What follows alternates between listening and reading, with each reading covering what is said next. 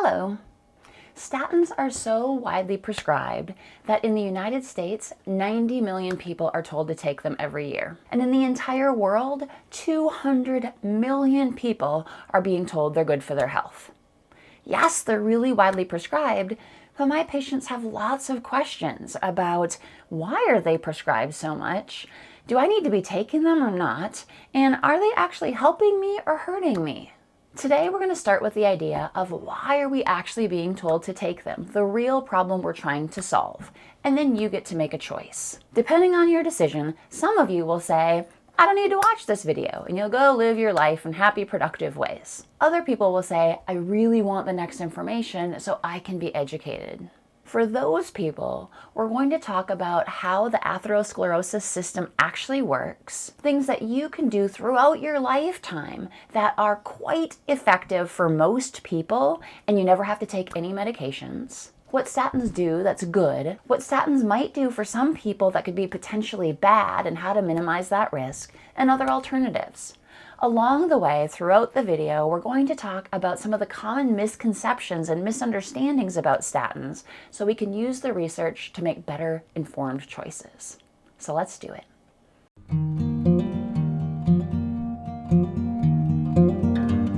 So let's start with the problem we're solving, the why we're being told to take statins at such a high rate. What most of my patients want is they want quality of life, die in our sleep. And a lot of people laugh, but that's the whole point. How do you have a great, healthy life and then not have prolonged suffering at the end? In order to do that, we have to avoid some of the major reasons why we have health problems, things that reduce our quality of life.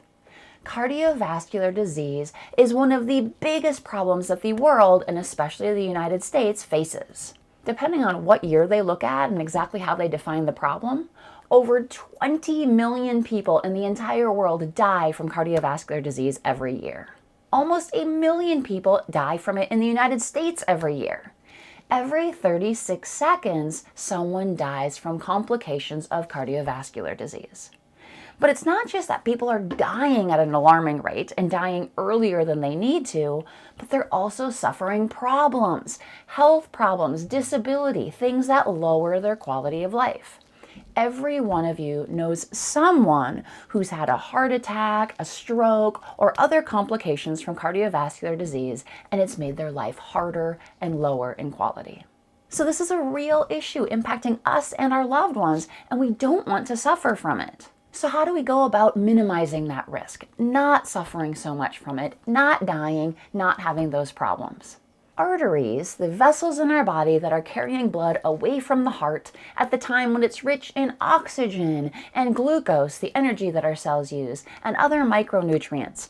We need those arteries, those superhighways and the tiny little roads on the sides of the streets. We need those to be healthy and clean and clear so that blood can flow easily. When they aren't healthy, when they get clogged and they get hard and they get closed, this is called atherosclerosis. The athero is a Greek word and it means gruel or paste, which I think is incredibly interesting. And sclerosis means hardening. So there's this gruel, pasty stuff hardening in our arteries, the vessels that are carrying all of the important things to our whole body, including our heart and our brain. So what's the gruel? The gruel is made up of certain types of cholesterol, other fats, calcium, and other things that happen when our body is trying to fight the inflammation that's happening through atherosclerosis. For those of you who care to know more about how that works, we'll cover that in a bit. But briefly, when it happens in your heart, it's called coronary artery disease. The arteries in your heart are getting clogged. It can cause heart attacks and other heart problems. When it does it in the arteries that lead up to your brain, you can have strokes. Sometimes little chunks can break off from the plaques that are building up and go free and cause heart attacks and strokes. In fact, 90% of strokes are ischemic, meaning that they're caused by one of these little plaque pieces or a blood clot. Now, the point of this whole conversation is that we can measure the things that are floating around in our blood that can build up and cause these clogs. And when we measure them, we can know our level of risk. That leads us to make important decisions. It empowers us. So here's your decision. The first decision that's pretty common in the United States is to do nothing. Now, this might occur because some people just don't know. They don't actually know it's a problem, so it's an issue with education. They need to be more informed. But some people do know, and they choose to do nothing. Now, we could characterize this by saying, well, they just don't care. But I don't think that's actually accurate or fair to them. What generally happens for people is that they know it's a problem, but the pain or the effort associated with making the change feels like too much. It's too much of an investment to address the risk factors. And this happens all the time. For example, when people smoke. Some people smoke and they aren't actively trying to quit because it's hard to quit. And so they say, you know what, I'm just going to live with the consequences. And they're allowed to do that. So if you are one of the people that say, I know this is bad, I know the way that I'm living, or the fact that I'm not addressing atherosclerosis and this problem in my arteries, but I just don't have the bandwidth, I don't have the desire to make a change, then you're done with this video. Go live your lives and be happy. For the people who take the second choice where, gosh, I want to know more and I want to know how to manage it effectively because I don't want to die early from cardiovascular disease and I really don't want the disability and problems associated with it, let's continue on. So the first step that we're going to do is to get a little more educated. Cholesterol is this fatty-like substance. It feels kind of like wax. Now, a big fallacy in the past has been, cholesterol is bad. We don't want any cholesterol. That's just simply wrong. We absolutely need cholesterol in our body. Without it, we would not exist. It helps make the structure of our cells. It helps to synthesize certain hormones and vitamins. It helps us digesting food and so many other things. Now, cholesterol in the brain or in the central nervous system is separate from the cholesterol in the rest of our body, and it uses different transport systems, so different issues come up. The blood-brain barrier is designed to keep the cholesterol in the rest of our body out of the brain and the central nervous system, and that generally happens unless it's damaged. So what we're talking about right now is how the cholesterol in the rest of our body, or the peripheral body, is transported and what it does. Now, cholesterol can't get around in our body on its own. It is hydrophobic, so it is the fatty part, and it can't transport itself. It needs to be combined with something else. This is where we get the term lipoprotein. Lipo is the Greek word for fat, and proteins are the vehicle they use to ride around in the bloodstream. Lipoproteins are like the little shipping system for cholesterol and other things to be able to get around. It's like a whole fleet of UPS trucks. Different kinds can cause problems depending on their density and their size and what their job is supposed to be. And those problems are traffic jams, where too many of the UPS trucks or too many of the lipoproteins come together. The traffic jam gets worse when the occupants inside of the vehicles decide to get out and have a little party in the artery wall. And they invite other substances like other fats and calcium and other things to have this party too. So let's talk a little bit about the size of the particles because this starts to matter. A millimeter is tiny and there are 1,000,000 nanometers in a millimeter. We're talking very, very small particles. The lipoproteins come in different sizes. LDL cholesterol, the one that you hear about commonly and is thought of as the bad cholesterol, is generally 18 to 25 nanometers. A little bit higher up on the scale, IDLs are 25 to 35 nanometers. And then we get to the very low density lipoproteins, VLDLs, and they are 30 to 80 or more nanometers. Now here's another myth. The myth is that only LDL causes the problem. And people say this because they think this is the small one that can get into the artery wall. The research tells us that anything 70 nanometers or less can get into the artery wall past the endothelial layer and start to cause problems. So as you can see, it's not just LDL particles that are bad, but LDLs, IDLs, and VLDLs, or at least a chunk of them, can all cause problems. The research suggests they are equally bad for promoting atherosclerosis. So this is where another misconception comes in, that we can just measure LDL and we know the extent of the problem. Well, as you can see, measuring LDL captures a piece of the problem, but not all of it. It gets even more confusing when other things come into play, like a certain type of LDL truck that has another passenger associated with it that's extra sticky. This is known as apolipoprotein a, and the little a ones cause additional problems in terms of atherosclerosis. They're like the really annoying people at the party. Now, the way to understand how many of these damage-causing trucks are on these superhighways is to look at a particle called apolipoprotein B, or ApoB. ApoB is like the designated driver for all the different vehicles that can get caught in our artery walls. Not for the other types of cholesterol, just the problematic ones. So if we measure ApoB, we get a sense of the scope of the problem. One way you can remember this is ApoB is the DD. Because you want to remember what things you might measure so you can talk to your doctor about them. All right. Now, we also have a different type of lipoprotein called HDL, or high-density lipoprotein. As you can see on the figure, these are very small particles, but they have a very different job.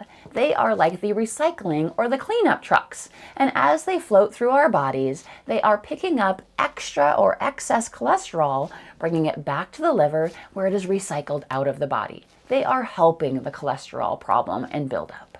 So to summarize this main issue, we want to minimize traffic jams in those parties and the artery walls that are happening from certain types of cholesterol that are a certain size. This is happening in the part of our body that does not include the brain and the central nervous system, and this is what is helping us reduce the risk of things like heart attacks and strokes and other problems related to atherosclerosis. We also want to be thinking about the brain and cholesterol there, and how we want to maintain a healthy balance in terms of not disrupting brain cholesterol. So now what to do about it? First of all, decide how much bandwidth you have to care. There are so many problems that we have to deal with in life. How much of it can you devote to this particular issue? If there's any room at all, start with the basics. You don't want to be a victim to one of the most common ways to die or have disability, cardiovascular disease. You can start with assessing how you're living in terms of how you're exercising, how you're eating, and when you go to your doctor and they check your cholesterol, this is one reflection potentially of how you're living. It isn't one for one. It isn't always people who live perfectly have perfect cholesterol, but for many people, your lifestyle does impact how your cholesterol acts and the health of your body. Ideally, you'll get more specific data than just LDL and HDL or total cholesterol. Remember, ApoB is the marker for all the different types of cholesterol that have the potential of getting into artery walls and causing problems. Now, in terms of what's the best level or the right level, when I looked at several different sources, they cited different ranges. And this is because it can vary. It can vary by who you are as a person, your genetic history, your medical conditions, and so on. So I would advise talk to a specialist if at all possible. There are providers called lipidologists who specialize in this and have specific training to be able to inform you about your risks. If the ApoB option isn't available to you, another option is non-HDL-C, or non-high-density cholesterol. And this is a measure of all of the cholesterol that isn't the recycling trucks or the one that's good for you. Now, it's not quite as effective as ApoB because it measures the cholesterol amount, not the trucks that are driving them around. And so it can be somewhat less accurate. It can be impacted by triglycerides, but it is often more readily available and less expensive, so it's a good place to start. If your cholesterol is off, if the numbers are not good, and depending on how much they're off and how bad the picture looks for you, you should be taking this even more seriously. Another thing to consider is this is not just something that people should do when they're 50 or 60 or 70. This accumulates over decades of your life. So ideally, we're thinking about this in our 20s and our 30s and our 40s because all of that builds up over time. Now, there are clear ramifications of how we live our life, of what we're eating, what we're doing with our body, and how that impacts the cholesterol that's in our body as well. So of course, your life choices need to be a part of the equation of what you're doing. So as a foundation, start with what you are willing to do in terms of what you're eating and how you're moving your body. If you want me to make a specific video on what the research says about exercise and about specific foods that are especially good for lowering the more challenging or difficult types of cholesterol, increasing high density cholesterol that's better for our body and is cleaning or recycling things out, let me know. As a teaser, one study showed that apples, eating 2 apples a day, can lower LDL cholesterol by 23% and decrease our C-reactive protein, which is a measure of inflammation in the body, by 32%. Some really interesting stuff out there. But in addition to how we all ideally are striving to live our lives in healthy ways, some people cannot do those things for various reasons. Some people will not do those things for various reasons. And some people are trying to do those things, but the results are not effective enough and they are still at high risk for atherosclerosis and this cardiovascular disease process. Some people have waited so long and their risk is so high, they don't have a lot of time to implement diet and exercise and other interventions to lower it. The risk is so high, they could have a bad event at any minute. If that applies to any of you watching this video, then you may consider using a medication to lower your risks from cardiovascular disease. So let's get on to statins. Statins are effective in lowering LDL and some other types of cholesterol, potentially by 30 to 50%. They also increase HDL cholesterol, but the effect is much less significant than its impact on LDL or the cholesterol types that are building up in our body. They can also lower triglycerides, another fatty substance that increases risk of cardiovascular disease. So now here's the next question. Do statins cause problems? Many people take statins and don't experience any problems from them. But a subset of people do. Sometimes researchers say the benefits of statins so greatly outweigh the number of people who experience some type of side effect or the magnitude of the side effects that we still think you should take them. And this may be true. What that feels like is that it's discounting the experience of people who have side effects or who can't tolerate statins, and we don't want to do that. So why would some people have problems and other people not have problems? What's the difference? Well, it's likely multifactorial, and some things depend on a person and their unique characteristics. But there's a whole piece of the statin puzzle that you need to be aware of that can be contributing to differences. So there are different classes or types of statins, and more problems are associated with one class of statin than the other. So let's start with the problematic one. Lipophilic statins are fat soluble. They're low density and they're more dissolvable and absorbable by our body, which means they get into cells faster and easier. They're also processed and excreted by the liver. Some examples of these lipophilic statins are atorvastatin, simvastatin, and lovastatin. You can remember that list perhaps more easily by remembering me. Amy Susan, Susan's my middle name, Amy Susan loves to share information about things that could harm you. So Amy, atorvastatin, Susan, simvastatin, and loves lovastatin are the 3 statins that are most commonly in this class of medication. Now the other type of statin is hydrophilic or water soluble. It's higher density, it's less dissolvable, and it doesn't get into your cells as quickly or easily. It's also excreted by the kidneys. Some examples here include rosuvastatin and pravastatin. And the way you can easily remember that is you can rest in peace that these things are less potentially damaging for your body. Rest is rosuvastatin, in peace is pravastatin. Now back to the lipophilic ones. These are low density and they get into our cells easier. You would think that's a good thing. It sounds like it's going to be more effective.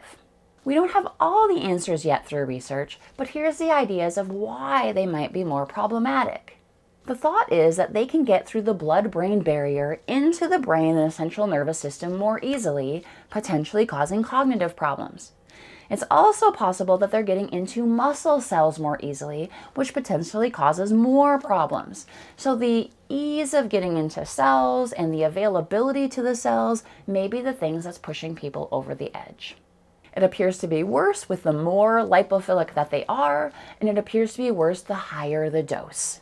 Also, anyone who has a genetic or biological reason that they don't metabolize medications or drugs as well is also at higher risk. especially because for these lipophilic statins, it's excreted by the liver. So if you have a problem with liver functioning, or if you've had a problem with alcoholism, which impacts our liver, that means that the medication or drug is going to stay in your system longer as your liver struggles more to excrete it, to process and excrete it, and that means more exposure to the medication. So there are three main side effects that we're going to discuss today. First is the most commonly reported side effect with statins, and this is SAMS, Statin-Associated Muscle Symptoms. It can make some people's muscles feel achy. Now, how do you know if this is related to the medication or to something else? Well, there's certain hallmark characteristics. It often happens shortly after you start the statin, although it can be a delayed response. And the aches are usually closer into your trunk, potentially in your thighs, in your legs, your core. It also generally goes away when you stop the statin, so you can test this. Now, the second potential side effect of statins is that there is a link to a higher risk of type 2 diabetes.